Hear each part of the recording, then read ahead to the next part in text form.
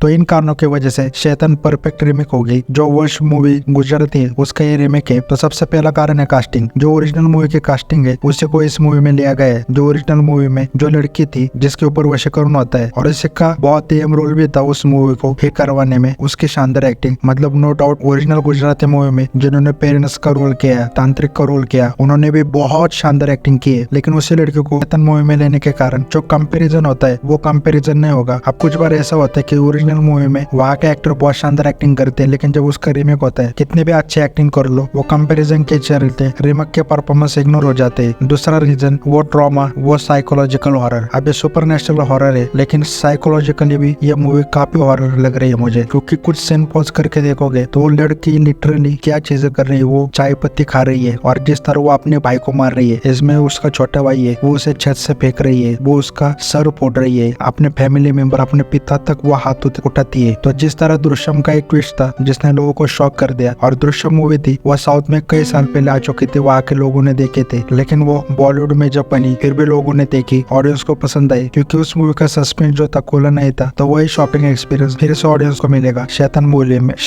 में, क्योंकि इसके लास्ट में तुमको एक बहुत ट्विस्टेड एंडिंग देखने को मिलेगी। और दूसरा मैंने कहा तुम जो चीजें सोच नहीं सकते वो चीजें होगी। तीसरी जो वश मूवी थी वो काफी उसमें रियलिज्म टच था, लेकिन शैतान मूवी में एक सिनेमेटिक टच दिया है। जो तांत्रिक है उसे प्योर इवन दिखा है, तंत्र मंत्र करने वाला, वहां तक कि वो लोग भी तांत्रिक की तरह धारण करता है। वो ट्रांसफॉर्मेशन देखना सच में बहुत अलग एक्सपीरियंस होगा। एक इनोसेंट स्ट्रेंजर जिसका अजय देवगन मदद करने जाते हैं, बाद में वो इविल तांत्रिक निकलता है। और साथ में अंडररेटेड पार्ट जिसको सबने मुझे लगता है अवॉइड कर दिया होगा, अजय देवगन और ज्योतिका की एक्टिंग। अजय देवगन और ज्योतिका का एक एक सीन पॉज करके देख लो, तुम्हें उस ट्रेलर से पता चल जाएगा उनके फेसेस देखकर कि वो कितना ट्रॉमा झेल रहे हैं। और इसे बहुत बड़े तरीके से उन्होंने पोर्ट्रे भी किया है कि उनकी जो बेटी है तांत्रिक के जाल में फंस चुकी है और वहां से वो कभी वापस नहीं आएगी, वो उम्मीद हार चुके हैं। और ये ट्रॉमा उनके दिमाग में, ज्योतिका का तो फेस देख लो, ऐसा लग रहा है कि अब वो मेंटली हो जाएगी, मेंटली अनस्टेबल हो जाएगी अपनी बेटी की हालत देखकर। और अजय देवगन का फेस देखोगे तो वो बेबसी उसके चेहरे पर दिखती है कि वो रोना चाहता है लेकिन रो नहीं पा रहा है, उसे समझ नहीं आ रहा है क्या करना है, लेकिन उसे कुछ करना है अपने बेटी को तांत्रिक से छुड़ाने के लिए। और इसके बाद पांचवा इसका बैकग्राउंड म्यूजिक, मतलब क्या शानदार बैकग्राउंड म्यूजिक दे। सुपर नेशनल हॉरर में बैकग्राउंड म्यूजिक अगर ठीक से लगा दिया जाए तो 4 चांद लगा देता है मूवी में। या फिर हम शॉर्ट फिल्म भी देखते हैं उसमें भी ज्यादातर देखोगे बैकग्राउंड म्यूजिक पर ही खेला जाता है। और जैसे कि मैंने कहा था कि मैं इस रीमेक के लिए एक्साइटेड हूँ, तो वश और इस मूवी का हम कंपैरिजन नहीं कर सकते। इन्होंने ऑफिशियली कह दिया कि सीन बाय सीन रीमेक है, लेकिन वश के जो प्रेजेंटेशन थे डायरेक्टर ने सिंपल ही रखी थी, क्योंकि जैसे मैंने कहा डायरेक्टर को रियलिज्म दिखाना था, एक ग्राउंडेड स्टोरी दिखानी थी। तो उन्होंने